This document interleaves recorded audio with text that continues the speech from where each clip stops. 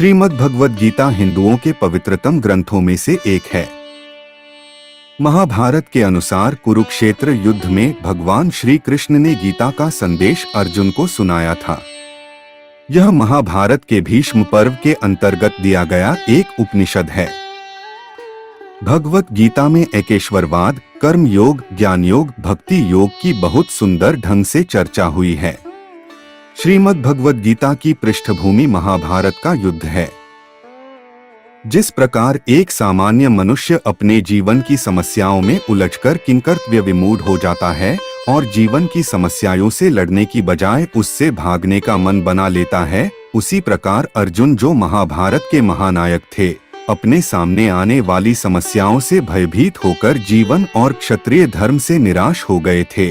अर्जुन की तरह ही हम सभी कभी कभी अनिश्चय की स्थिति में या तो हताश हो जाते हैं और या फिर अपनी समस्याओं से विचलित होकर भाग खड़े होते हैं। भारतवर्ष के ऋषियों ने गहन विचार के पश्चात जिस ज्ञान को आत्मसात किया, उसे उन्होंने वेदों का नाम दिया। इन्हीं वेदों का अंतिम भाग उपनिषद कहलाता है। मानव जीवन की विशेषता मानव को प्राप्त बौद्धिक शक्ति है और उपनिषदों में निहित ज्ञान मानव की बौद्धिकता की उच्चतम अवस्था तो है ही, अपितु बुद्धि की सीमाओं के परे मनुष्य क्या अनुभव कर सकता है, उसकी एक झलक भी दिखा देता है। अब मैं भगवत गीता का प्रथम अध्याय आपको सुनाने जा रहा हूँ।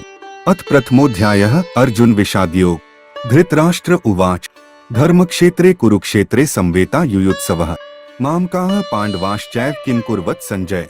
धृतराष्ट्र बोले, हे संजय, धर्मभूमि कुरुक्षेत्र में एकत्रित युद्ध की इच्छा वाले मेरे और पांडु के पुत्रों ने क्या किया।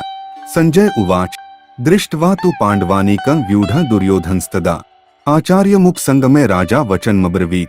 संजय बोले, उस समय राजा दुर्योधन ने व्यूहर्चनायुक्त पांडवों की सेना को देखा और द्रोणाचार्य के पास जाकर यह वचन कहा, पश्यैता पांडुपुत्राणामाचार्य महती चमु व्यूढ़ा द्रुपद पुत्रेण तव शिष्येण धीनता। हे आचार्य, आपके बुद्धिमान शिष्य द्रुपद पुत्र धृष्टद्युम्न द्वारा व्यूहाकार खड़ी की हुई पांडुपुत्रों की इस बड़ी भारी सेना को देखिए। अत्र शूरा महेशवासा भीमार्जुन समायुधि युयुधानो विराटश्च द्रुपदश्च महारथः धृष्ट केतुश्चेकितानः काशिराजश्च वीर्यवान पुरुजित कुंती भोजश्च शैब्यश्च नरपुंवः युधामन्युश्च विक्रांत उत्तमौजाश्च वीर्यवान सौभद्रो द्रौपदेयाश्च सर्व एव महारथाः। इस सेना में बड़े बड़े धनुषों वाले तथा युद्ध में भीम और अर्जुन के समान शूरवीर सात्यकी और विराट तथा महारथी राजा द्रुपद, धृष्टकेतु और चेकितान तथा बलवान काशिराज, पुरुजित, कुंतीभोज और मनुष्यों में श्रेष्ठ शैब्य, पराक्रमी युधामन्यु तथा बलवान उत्तमौजा, सुभद्रा पुत्र अभिमन्यु एवं द्रौपदी के पांचों पुत्र, ये सभी महारथी हैं। अस्माकं तु विशिष्टा ये तान् निबोध द्विजोत्तम नायका मम सैन्यस्य संज्ञार्थं तान् ब्रवीमीते। हे ब्राह्मण श्रेष्ठ, अपने पक्ष में भी जो प्रधान हैं, उनको आप समझ लीजिए। आपकी जानकारी के लिए मेरी सेना के जो सेनापति हैं, उनको बतलाता हूँ। भवान भीष्मश्च कर्णश्च कृपश्च समितिंजयः अश्वत्थामा विकर्णश्च सौमदत्तिस्तथैव च। आपद्रोणाचार्य और पितामह भीष्म तथा कर्ण और संग्राम विजय कृपाचार्य तथा वैसे ही अश्वत्थामा, विकर्ण और सोमदत्त का पुत्र भूरिश्रवा। अन्ये च बहवः शूरा मदर्थे त्यक्त जीविता है नाना शस्त्र प्रहरणाः सर्वे युद्ध विशारदा है। और भी मेरे लिए जीवन की आशा त्याग देने वाले बहुत से शूरवीर अनेक प्रकार के शस्त्रास्त्रों से सुसज्जित और सबके सब युद्ध में चतुर हैं। अपर्याप्तम तदस्माकं बलं भीष्माभिरक्षितम् पर्याप्तं विद्मे तेषां बलं भीमाभिरक्षितम्। भीष्म पितामह द्वारा रक्षित हमारी वह सेना सब प्रकार से अजेय है और भीम द्वारा रक्षित इन लोगों की यह सेना जीतने में सुगम है।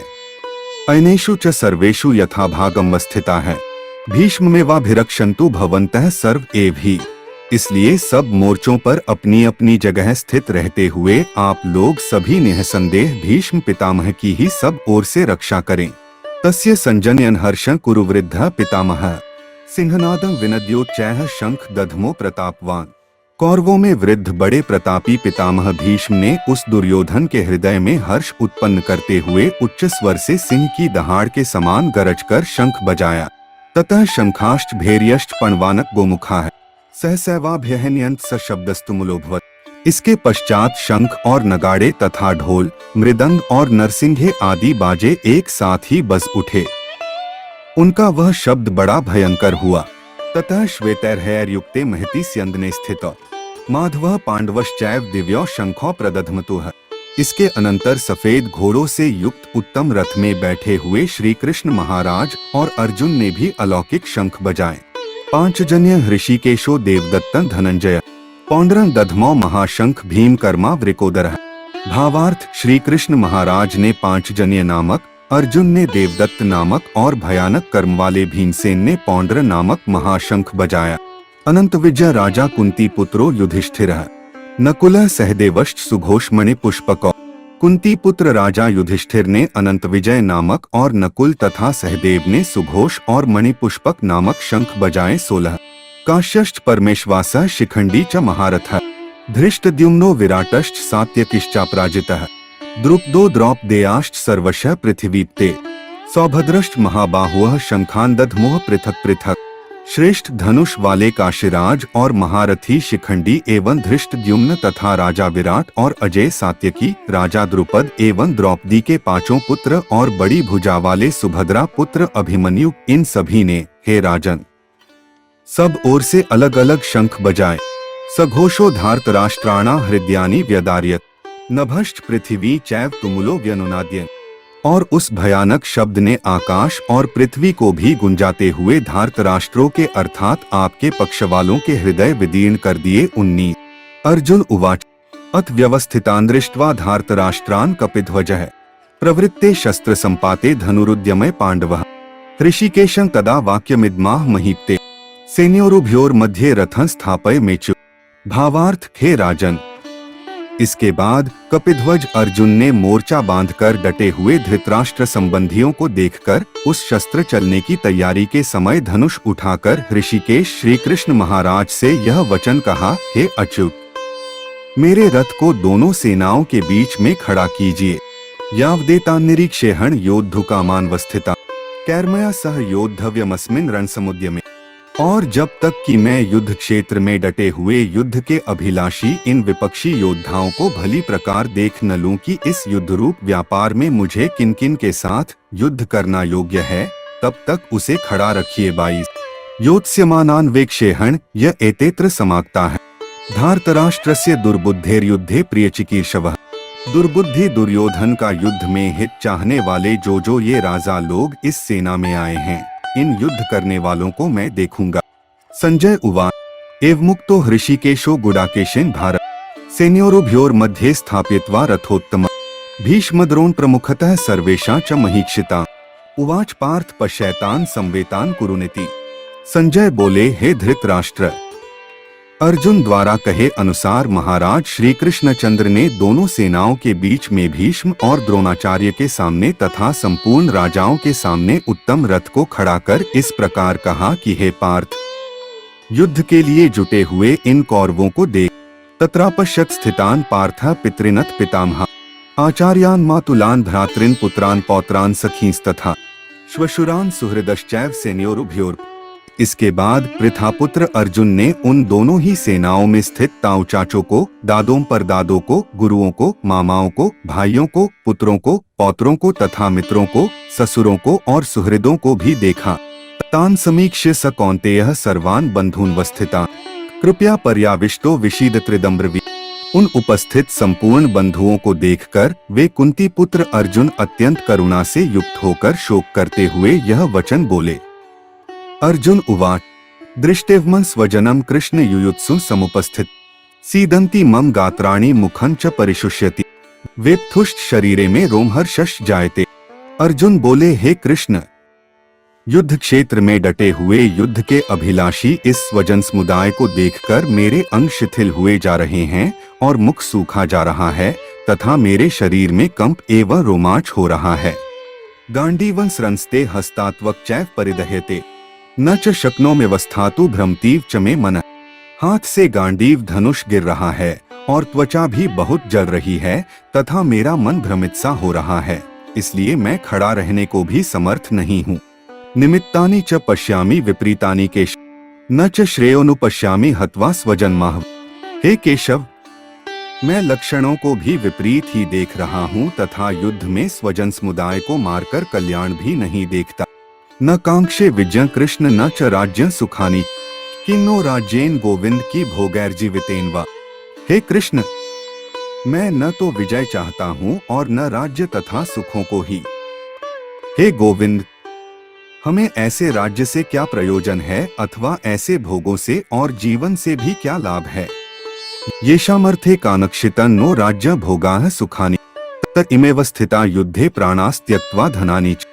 हमें जिनके लिए राज्य भोग और सुखादि अभीष्ट हैं, वे ही ये सब धन और जीवन की आशा को त्याग कर युद्ध में खड़े हैं। आचार्याः पितरः पुत्रास्तथैव च पितामहाः, मातुलाः श्वशुराः पौत्राः श्यालाः संबंधिनस्तथा। गुरुजन ताऊ चाचे लड़के और उसी प्रकार दादे मामे ससुर पौत्र साले तथा और भी संबंधी लोग हैं। एतान्न हन्तुमिच्छामि घ्नतोपि मधुसूदन, अपि त्रैलोक्य राज्यस्य हेतोः किन्नु महि कृते। हे मधुसूदन, मुझे मारने पर भी अथवा तीनों लोकों के राज्य के लिए भी मैं इन सबको मारना नहीं चाहता, फिर पृथ्वी के लिए तो कहना ही क्या है। निहत्य धार्तराष्ट्रान्न का प्रीतियः स्यात् जनार्दन, पाप में वा श्रेयदस्मान हत्वैतानात्तायेन। हे जनार्दन, धृतराष्ट्र के पुत्रों को मारकर हमें क्या प्रसन्नता होगी। इन आत्ताइयों को मारकर तो हमें पाप ही लगेगा। तस्मान्नार्हा वयं हन्तु धार्तराष्ट्रान् स्वबान्धवा, स्वजनम ही कथा हत्वा सुखिनः स्याम माधव। अतएव हे माधव, अपने ही बांधव धृतराष्ट्र के पुत्रों को मारने के लिए हम योग्य नहीं हैं, क्योंकि अपने ही कुटुंब को मारकर हम कैसे सुखी होंगे। यद्यप्येते न पश्यन्ति लोभोपहतचेतसः, कुलक्षयकृतं दोषं मित्रद्रोहे च पातकं, कथं न ज्ञेयं स्माभिः पापादस्मान् निवर्तित। कुलक्षयकृतं दोषं प्रपश्यद्भिर्जनार्दन। यद्यपि लोभ से भ्रष्टचित्त हुए ये लोग कुल के नाश से उत्पन्न दोष को और मित्रों से विरोध करने में पाप को नहीं देखते, तो भी हे जनार्दन, कुल के नाश से उत्पन्न दोष को जानने वाले हम लोगों को इस पाप से हटने के लिए क्यों नहीं विचार करना चाहिए। कुलक्षये प्रणश्यन्ति कुलधर्माः सनातनाः, धर्मे नष्टे कुलंकृत स्नम धर्मोभिभवति। कुल के नाश से सनातन कुल धर्म नष्ट हो जाते हैं तथा धर्म का नाश हो जाने पर संपूर्ण कुल में पाप भी बहुत फैल जाता है। अधर्माभिभवात् कृष्ण प्रदुष्यन्ति कुलस्त्रियः, स्त्रीषु दुष्टासु वार्ष्णे जायते वर्णसंकरः। हे कृष्ण, पाप के अधिक बढ़ जाने से कुल की स्त्रियां अत्यंत दूषित हो जाती हैं और हे वार्ष्णे, स्त्रियों के दूषित हो जाने पर वर्णसंकर उत्पन्न होता है। संकरो नरकाय कुलघ्नाना कुलस्य पतंती पितरो हेषा लुप्त पिंडोदक क्रिया। वर्णसंकर कुलघातियों को और कुल को नरक में ले जाने के लिए ही होता है। लुप्त हुई पिंड और जल की क्रिया वाले अर्थात श्राद्ध और तर्पण से वंचित इनके पितर लोग भी अधोगति को प्राप्त होते हैं। दोषैरेतैः कुलघ्नाना वर्णसंकरकारकैः, उत्साद्यन्ते जाति धर्माः कुलधर्माश्च शाश्वताः। इन वर्णसंकर कारक दोषों से कुलघातियों के सनातन कुल धर्म और जाति धर्म नष्ट हो जाते हैं। उत्सन्न कुल धर्माणा मनुष्याणा जनार्दन, नरकेनेतं वासो भवतीत्यनुशुष। हे जनार्दन, जिनका कुल धर्म नष्ट हो गया है, ऐसे मनुष्यों का अनिश्चित काल तक नरक में वास होता है, ऐसा हम सुनते आए हैं। अहो बत महत् पापं कर्तुं व्यवसिता वयम्, यद्राज्य सुख लोभेन हन्तु स्वजन्मुद्यता। हाँ शोक, हम लोग बुद्धिमान होकर भी महान पाप करने को तैयार हो गए हैं, जो राज्य और सुख के लोभ से स्वजनों को मारने के लिए उद्यत हो गए हैं। यदि माम प्रतीकारम शस्त्रं शस्त्रपाण, धार्तराष्ट्रारणे हन्युस्तन में क्षिमतरं भवे। भावार्थ, यदि मुझ शस्त्ररहित एवं सामना न करने वाले को शस्त्र हाथ में लिए हुए धृतराष्ट्र के पुत्र रण में मार डालें, तो वह मारना भी मेरे लिए अधिक कल्याणकारक होगा। संजय एवमुक्त्वार्जुनः संख्ये रथोपस्थ उपाविशत्, विसृज्य सशरं चापन शोक संविघ्न मानस। भावार्थ, संजय बोले, रणभूमि में शोक से उद्विग्न मन वाले अर्जुन इस प्रकार कहकर बाण सहित धनुष को त्याग कर रथ के पिछले भाग में बैठ गए। तत्सदिति श्रीमद्भगवद्गीतासूपनिषत्सु ब्रह्म विद्यायां योगशास्त्रे श्री कृष्णार्जुन संवादेर्जुन विषादयोगो नाम प्रथमोऽध्यायः। अथ द्वितीयोऽध्यायः सांख्ययोग। संजय उवाच तं तथा करिपयाविष्टमश्रुपूर्णाकुलेक्षणम् विषीदन्तमिदं वाक्यमुवाच मधुसूदनः। संजय बोले, उस प्रकार करुणा से व्याप्त और आंसुओं से पूर्ण तथा व्याकुल नेत्रों वाले शोकयुक्त उस अर्जुन के प्रति भगवान मधुसूदन ने यह वचन कहा। श्री भगवान उवाच कुतस्त्वा कश्मलमिदं विष्मे समुपस्थितम् अनार्यजुष्टमस्वर्ग्यं कीर्तिक्रम अर्जुन। श्री भगवान बोले, हे अर्जुन, तुझे इस असमय में यह मोह किस हेतु से प्राप्त हुआ? क्योंकि न तो यह श्रेष्ठ पुरुषों द्वारा आचरित है, न स्वर्ग को देने वाला है और न कीर्ति को करने वाला ही है। क्लैब्यमास्म गमः पार्थ नैतत्वयुपपद्यते क्षुद्रं हृदय दौर्बल्यं त्यक्त्वोत्तिष्ठ परंतप। इसलिए हे अर्जुन, नपुंसकता को मत प्राप्त हो, तुझमें यह उचित नहीं जान पड़ती। हे परंतप, हृदय की तुच्छ दुर्बलता को त्याग कर युद्ध के लिए खड़ा हो जा।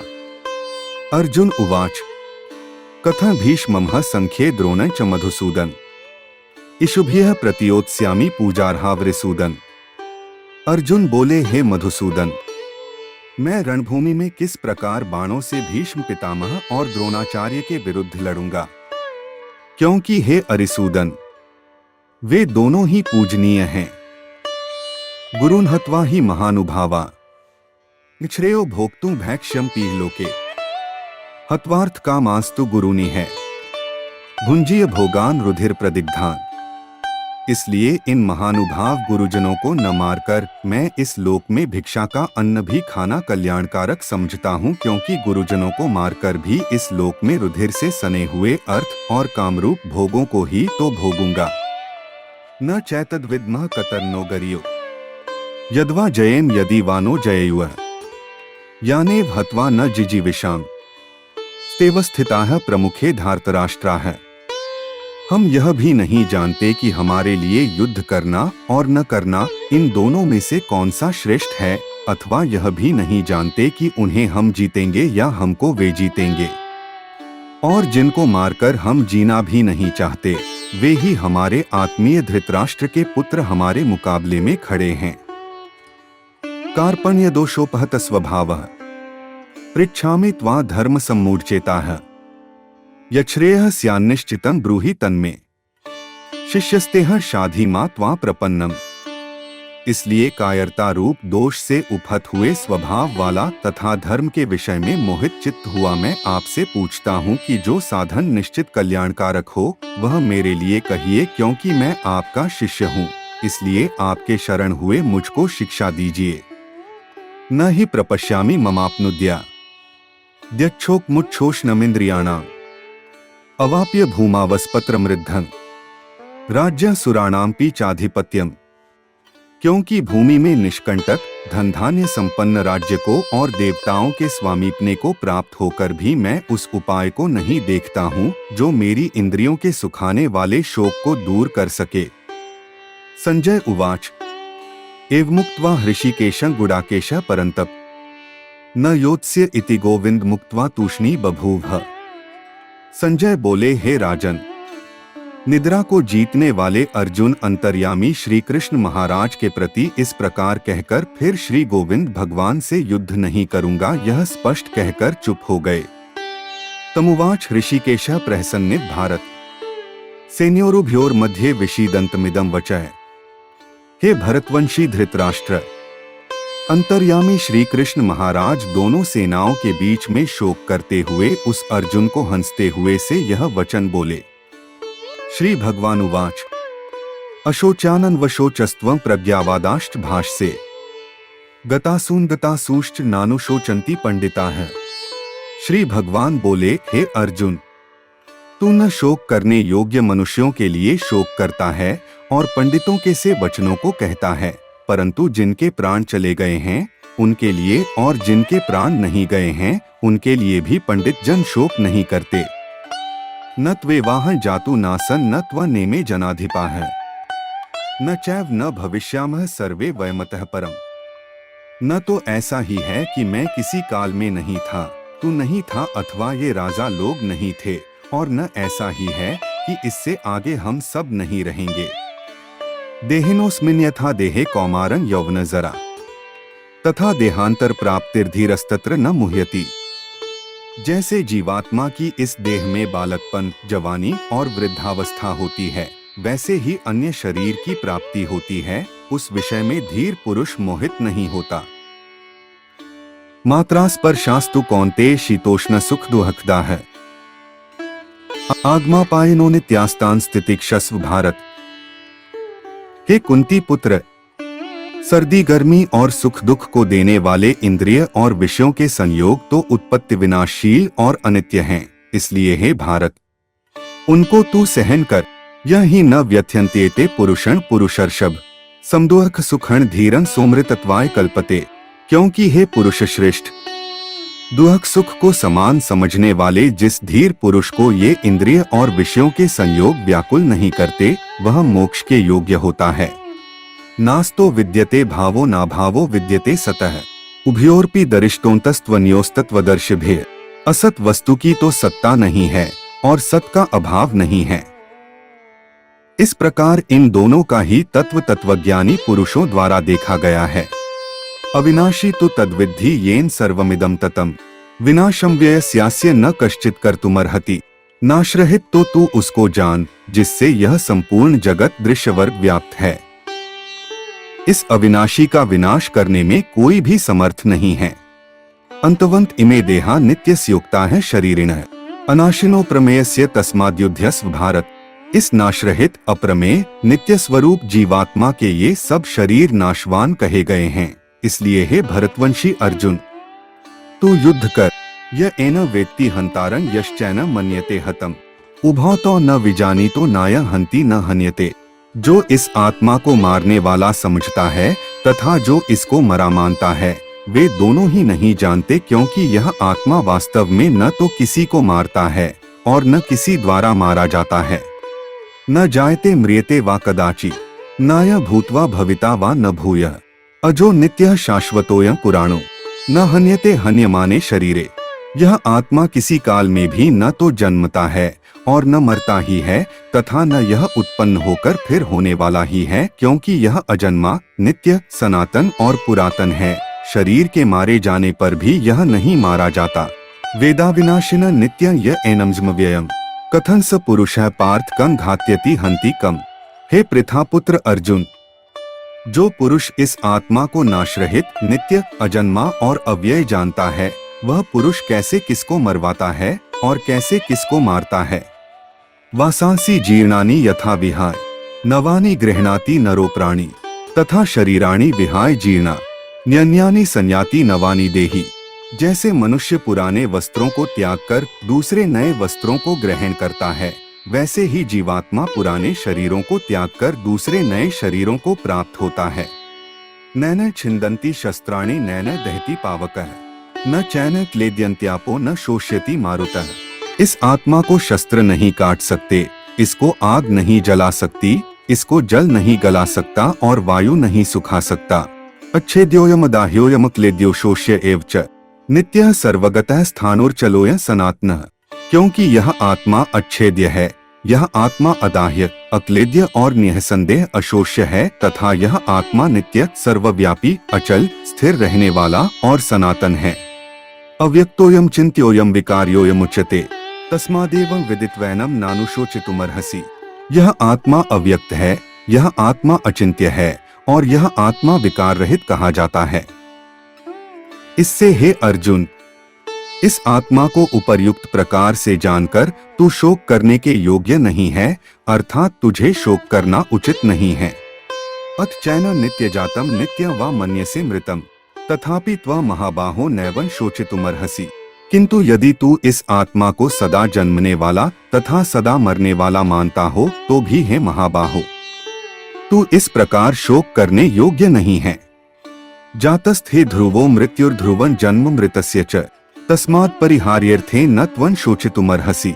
क्योंकि इस मान्यता के अनुसार जन्मे हुए की मृत्यु निश्चित है और मरे हुए का जन्म निश्चित है। इससे भी इस बिना उपाय वाले विषय में तू शोक करने योग्य नहीं है।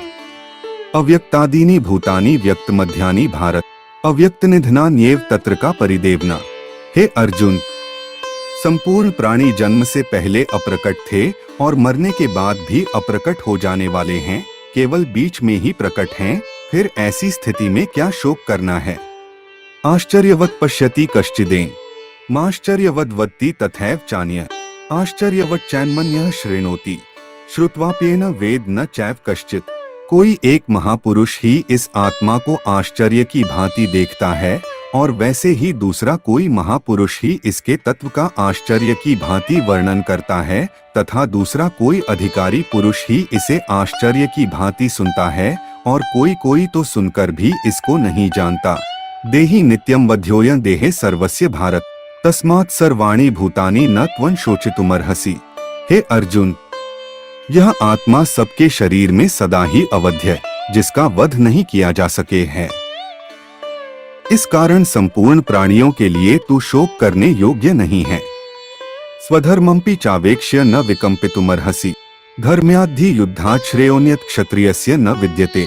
तथा अपने धर्म को देखकर भी तू भय करने योग्य नहीं है, अर्थात तुझे भय नहीं करना चाहिए, क्योंकि क्षत्रिय के लिए धर्मयुक्त युद्ध से बढ़कर दूसरा कोई कल्याणकारी कर्तव्य नहीं है। यदृच्छया चोपन्ना स्वर्गद्वारं पावृतम् सुखिनः क्षत्रियाः पार्थ लभन्ते युद्धमीदृशम्। हे पार्थ, अपने आप प्राप्त हुए और खुले हुए स्वर्ग के द्वार रूप इस प्रकार के युद्ध को भाग्यवान क्षत्रिय लोग ही पाते हैं। अथ चेत्त्वमिम धर्म्य संग्राम न करिष्यसि ततः स्वधर्म कीर्तिं च हित्वा पापं वाप्स्यसि। किंतु यदि तू इस धर्मयुक्त युद्ध को नहीं करेगा तो स्वधर्म और कीर्ति को खोकर पाप को प्राप्त होगा। अकीर्ति चापि भूतानि कथिष्यन्ति ते व्यया संभावितस्य चाकीर्ति मरणात्तिरिच्यते। तथा सब लोग तेरी बहुत काल तक रहने वाली अपकीर्ति का भी कथन करेंगे, और माननीय पुरुष के लिए अपकीर्ति मरण से भी बढ़कर है। भयाद्रणादुपरतं मन्स्यन्ते त्वां महार्थाः येषां च त्वं बहुमतो भूत्वा यास्यसि लाघवम्। ये और जिनकी दृष्टि में तू पहले बहुत सम्मानित होकर अब लघुता को प्राप्त होगा, वे महारथी लोग तुझे भय के कारण युद्ध से हटा हुआ मानेंगे। अवाच्यवादांश्च बहून् वदिष्यन्ति तवाहिताः निंदन्तस्तव सामर्थ्यं ततो दुःखतरन्नु किम्। तेरे वैरी लोग तेरे सामर्थ्य की निंदा करते हुए तुझे बहुत से न कहने योग्य वचन भी कहेंगे, उससे अधिक दुख और क्या होगा। हतो वा प्राप्स्यसि स्वर्गं जित्वा वा भोक्ष्यसे मही तस्मादुत्तिष्ठ कौन्तेय युद्धाय कृत निश्चयः।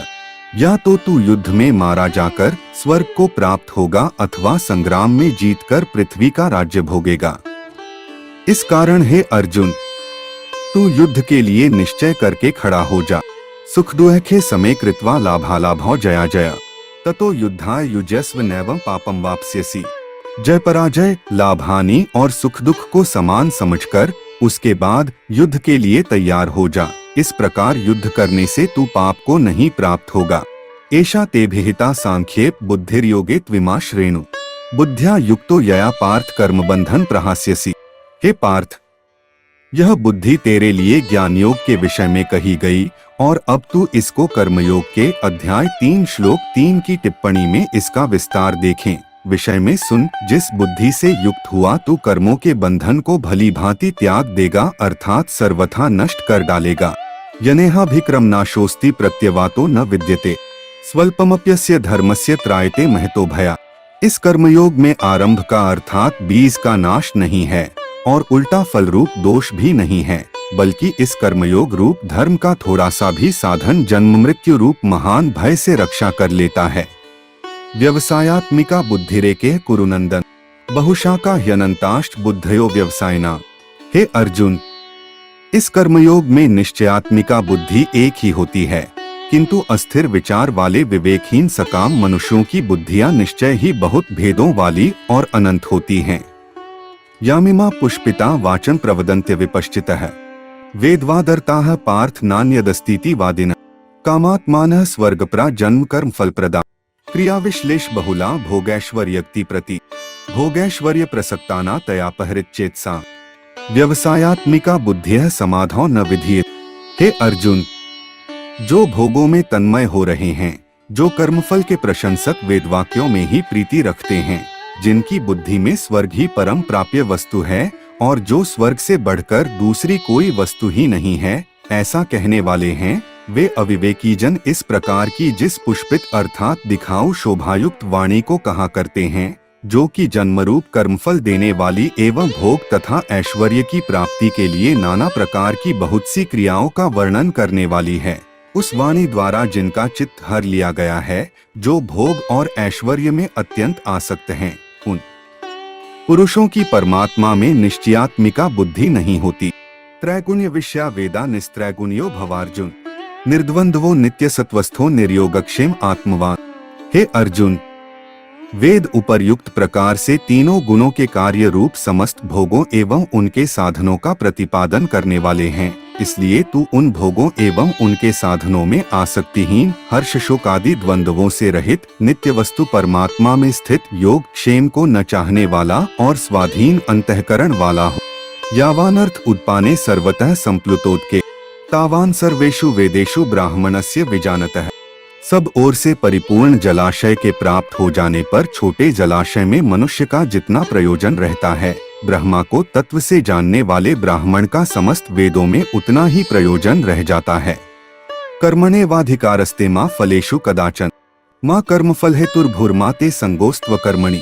तेरा कर्म करने में ही अधिकार है, उसके फलों में कभी नहीं। इसलिए तू कर्मों के फल हेतु मत हो तथा तेरी कर्म न करने में भी आसक्ति न हो। योगस्थः कुरु कर्माणि संग त्यक्त्वा धनंजय, सिद्धय सिद्धयोः समो भूत्वा समत्व योग उच्यते। हे धनंजय, तू आसक्ति को त्याग कर तथा सिद्धि और असिद्धि में समान बुद्धि वाला होकर योग में स्थित हुआ कर्तव्य कर्मों को कर। समत्व, जो कुछ भी कर्म किया जाए उसके पूर्ण होने और न होने में तथा उसके फल में संभाव रहने का नाम समत्व है कि योग कहलाता है। दूरेण ह्यवरन कर्म बुद्धि योगात् धनंजय, बुद्धो शरण मनविच कृपणाः फलहेतवः। इस समत्वरूप बुद्धि योग से सकाम कर्म अत्यंत ही निम्न श्रेणी का है। इसलिए हे धनंजय, तू समबुद्धि में ही रक्षा का उपाय ढूंढ, अर्थात बुद्धि योग का ही आश्रय ग्रहण कर, क्योंकि फल के हेतु बनने वाले अत्यंत दीन हैं। बुद्धियुक्तो जहातीह उभे सुकृत दुष्कृते, तस्माद्योगा युज्यस्व योगः कर्मसु कौशलम। संबुद्धियुक्त पुरुष पुण्य और पाप दोनों को इसी लोक में त्याग देता है, अर्थात उनसे मुक्त हो जाता है। इससे तू समत्वरूप योग में लग जा। यह समत्वरूप योग ही कर्मों में कुशलता है, अर्थात कर्मबंध से छूटने का उपाय है। कर्मजम बुद्धियुक्ता ही फलं त्यक्त्वा मनीषिणः, जन्मबंध विनिर्मुक्ताः पदं गच्छन्ति नामयम्। क्योंकि संबुद्धि से युक्त ज्ञानी जन कर्मों से उत्पन्न होने वाले फल को त्याग कर जन्मरूप बंधन से मुक्त हो निर्विकार परम पद को प्राप्त हो जाते हैं। यदा ते मोह कलिलम बुद्धिर्व्यतितृष्यति, तदा गंतासी निर्वेदन श्रोतव्यस्य श्रुतस्य च। जिस काल में तेरी बुद्धि मोहरूपी दलदल को भली भांति पार कर जाएगी, उस समय तू सुने हुए और सुनने में आने वाले इस लोक और परलोक संबंधी सभी भोगों से वैराग्य को प्राप्त हो जाएगा। श्रुतिविप्रतिपन्ना ते यदा स्थास्यति निश्चला, समाधावचला बुद्धिस्तदा योगम वाप्स्यसि। भांति भांति के वचनों को सुनने से विचलित हुई तेरी बुद्धि जब परमात्मा में अचल और स्थिर ठहर जाएगी, तब तू योग को प्राप्त हो जाएगा, अर्थात तेरा परमात्मा से नित्य संयोग हो जाएगा। अर्जुन उवाच, स्थितप्रज्ञस्य का भाषा समाधिस्थस्य केशव, स्थितधियः की प्रभाषेत किमासीत व्रजेत किम। अर्जुन बोले, हे केशव, समाधि में स्थित परमात्मा को प्राप्त हुए स्थिर बुद्धि पुरुष का क्या लक्षण है? वह स्थिर बुद्धि पुरुष कैसे बोलता है, कैसे बैठता है और कैसे चलता है? श्री भगवानुवाच, प्रजहाति यदा कामान सर्वान् पार्थ मनोक्तान्, आत्मैवात्मना तुष्टः स्थितप्रज्ञस्तदोच्यते। श्री भगवान बोले, हे अर्जुन, जिस काल में यह पुरुष मन में स्थित संपूर्ण कामनाओं को भली भांति त्याग देता है और आत्मा से आत्मा में ही संतुष्ट रहता है, उस काल में वह स्थित प्रज्ञ कहा जाता है। दुःखेष्वनुद्विग्नं नाह सुखेषु वित्तस्पृहः, वीतराग भय क्रोधः स्थितधीर मुनिरुच्यते। भावार्थ, दुःखों की प्राप्ति होने पर जिसके मन में उद्वेग नहीं होता, सुखों की प्राप्ति में सर्वथा निःस्पृह है तथा जिसके राग भय और क्रोध नष्ट हो गए हैं, ऐसा मुनि स्थिर बुद्धि कहा जाता है। यह सर्वत्रान्भिस्नेहस्तत्तत् प्राप्य शुभाशुभम नाभिनंदति न द्वेष्टि तस्य प्रज्ञा प्रतिष्ठिता।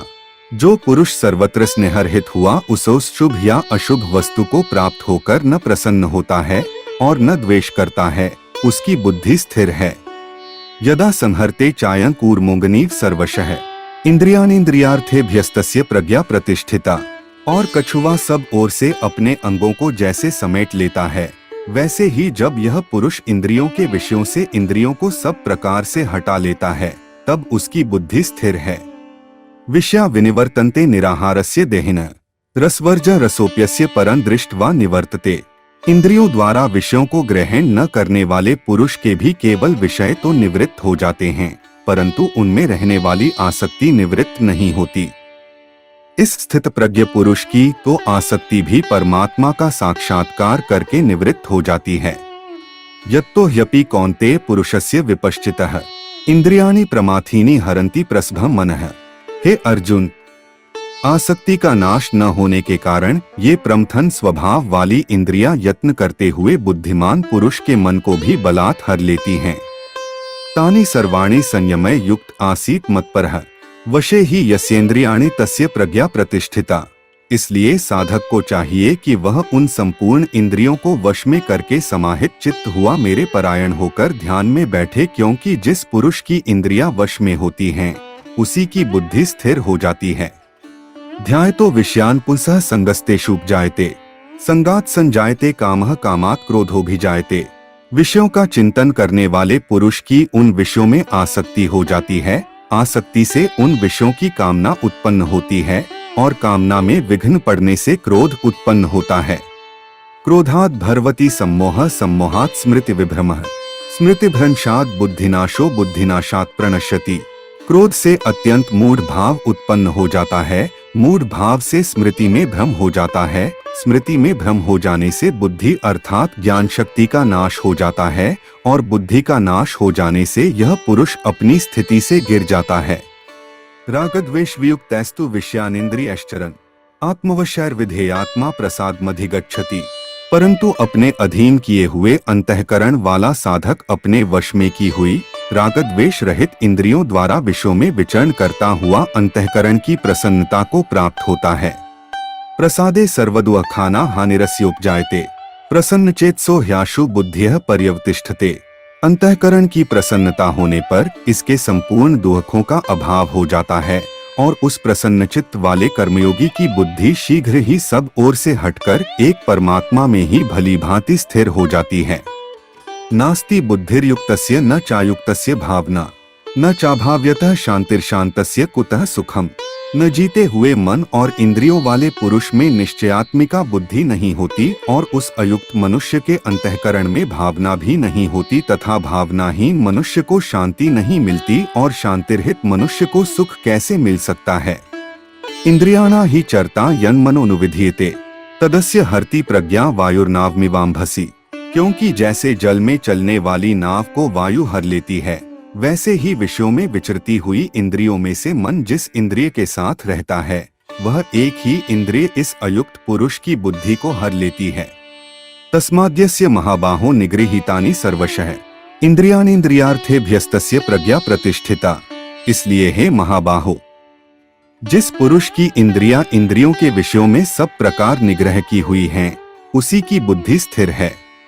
या निशा सर्वभूताना तस्या जागर्ति संयमी यस्या जागृति भूतानि सा निशा पश्यतो मुनेः।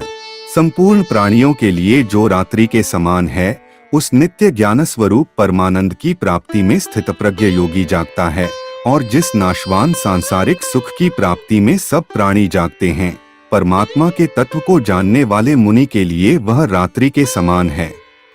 आपूर्यमाणं चल प्रतिष्ठन् समुद्रमापः प्रविशन्ति यद्वत् तद्वत् कामा यं प्रविशन्ति सर्वे स शान्तिमाप्नोति न कामकामी। जैसे नाना नदियों के जल सब ओर से परिपूर्ण अचल प्रतिष्ठा वाले समुद्र में उसको विचलित न करते हुए ही समा जाते हैं, वैसे ही सब भोग जिस स्थित प्रज्ञ पुरुष में किसी प्रकार का विकार उत्पन्न किए बिना ही समा जाते हैं, वही पुरुष परम शांति को प्राप्त होता है, भोगों को चाहने वाला नहीं। विहाय कामान्यः सर्वान् पुमाश्चरति निःस्पृहः निर्ममो निरहंकारः स शांतिमधिगच्छति। जो पुरुष संपूर्ण कामनाओं को त्याग कर ममता रहित, अहंकार रहित और स्पृहा रहित हुआ विचरता है, वही शांति को प्राप्त होता है, अर्थात वह शांति को प्राप्त है। एषा ब्राह्मी स्थितियः पार्थ नैना प्राप्य विमुह्यति स्थित्वास्यामंत कालेपि ब्रह्म निर्वाण मृच्छति। हे अर्जुन, यह ब्रह्मा को प्राप्त हुए पुरुष की स्थिति है। इसको प्राप्त होकर योगी कभी मोहित नहीं होता और अंतकाल में भी इस ब्राह्मी स्थिति में स्थित होकर ब्रह्मानंद को प्राप्त हो जाता है। तत्सदिति श्रीमद्भगवद्गीतासूपनिषत्सु ब्रह्म विद्यायां योगशास्त्रे श्री कृष्णार्जुन संवादे सांख्य योगो नाम द्वितीयोऽध्यायः।